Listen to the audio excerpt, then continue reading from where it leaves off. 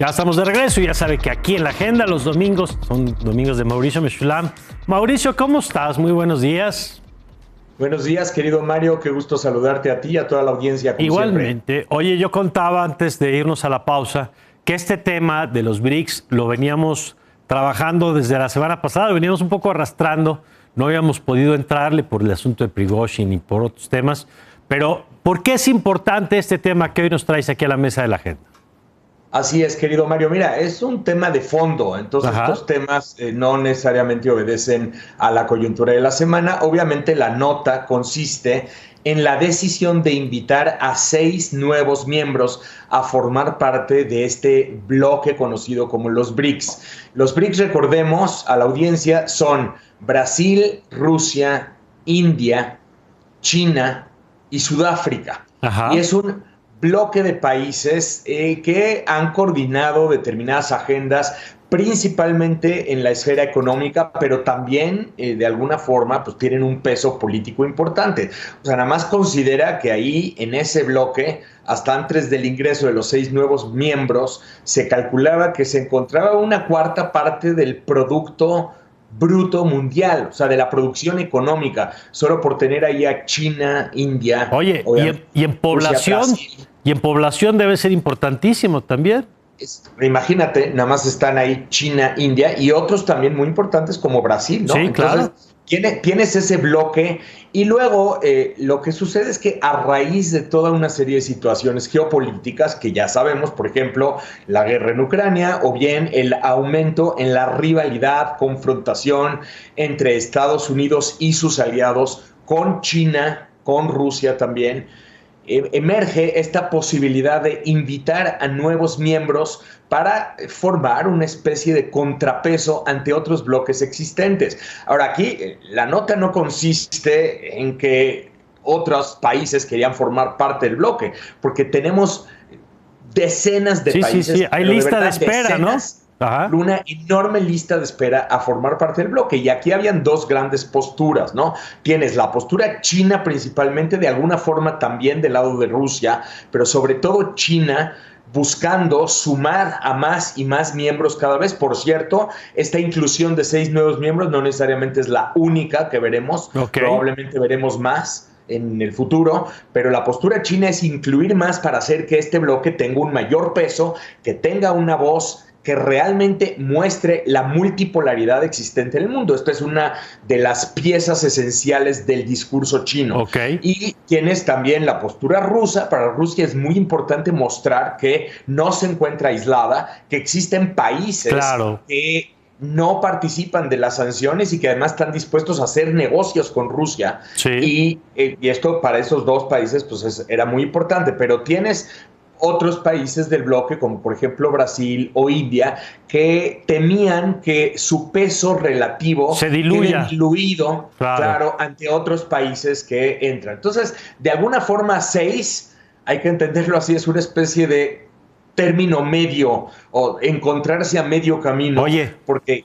y porque cuen- China pues sí logra incluir, pero no, al final del camino no son tantos de como China acuerdo. hubiese ¿Y deseado, ¿no? quiénes son los ganadores, digamos, Fíjate, los 6 que se exacto. incorporan en esta ronda, por lo menos? Importante hablar de quiénes son. Obviamente entra Arabia Saudita, entra Emiratos Árabes Unidos, entra Egipto, entra Etiopía, entra Irán de manera notable, lo que le genera una connotación específica, ahorita lo comentamos, y entra Argentina también como una de estas peticiones de incluir a un país de América Latina, además de Brasil, ¿no? Ajá.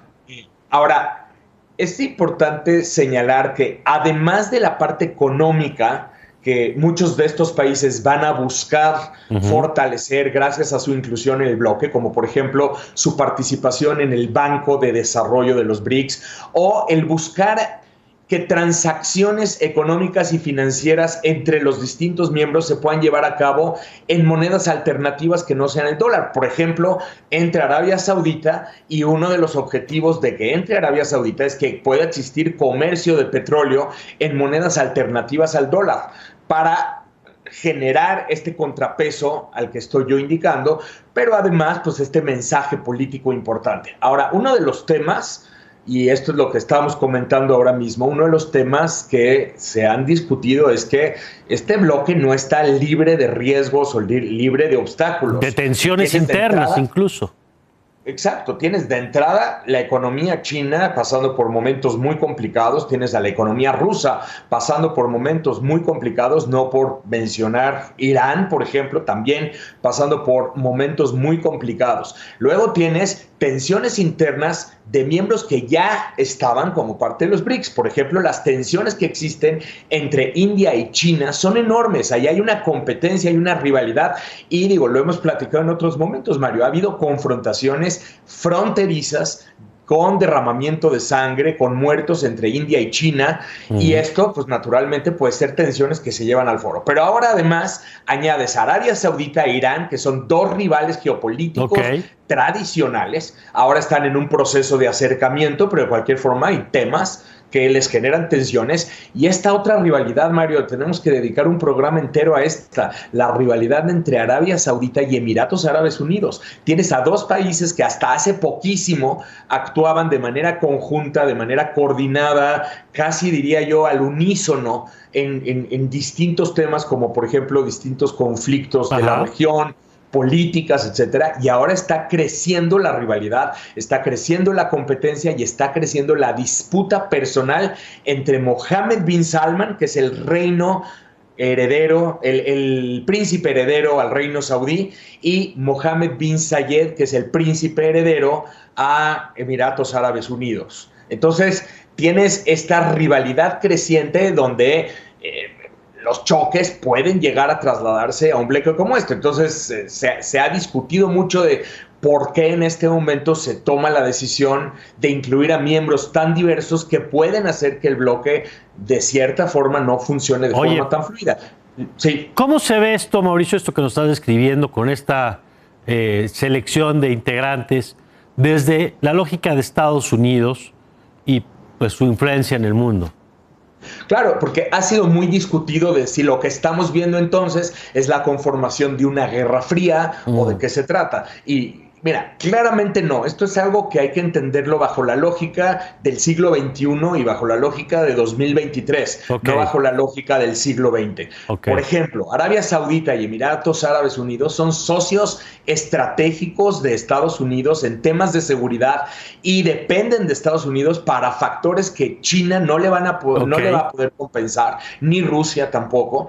Y el discurso de estos países es: nosotros no estamos de ninguna manera rompiendo con Estados Unidos, simplemente estamos mostrando que podemos hacer negocios con Estados Unidos y al mismo tiempo podemos hacer negocios con China y, hay que decirlo, también con Rusia. Importante señalar. Ahora, lo que pasa es que cuando tú sumas a Rusia, a China y a Irán dentro del mismo bloque, sí parece que este bloque tiene una connotación antiestadounidense. Por eso se intenta equilibrar metiendo a Arabia Saudita, Emiratos Árabes Unidos y Egipto, quienes sí tienen relaciones con Rusia y China muy importantes, pero también tienen relaciones de seguridad, sobre todo, también económicas muy importantes con Estados Unidos. Entonces, esta idea de que existen alternativas que no necesariamente se van a alinear a algunos de los intereses que se han venido conformando a lo largo de los años. Muy bien, pues muy interesante estas alianzas que se van dando. Gracias, Mauricio.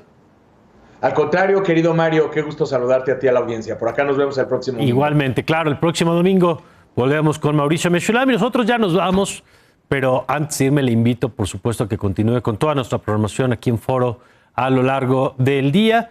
Y ya sabe que la próxima semana, en punto de las 11, le espero con todo el equipo que usted ya conoce. Yo soy Mario Campos y le deseo, como siempre, que tenga usted una magnífica semana.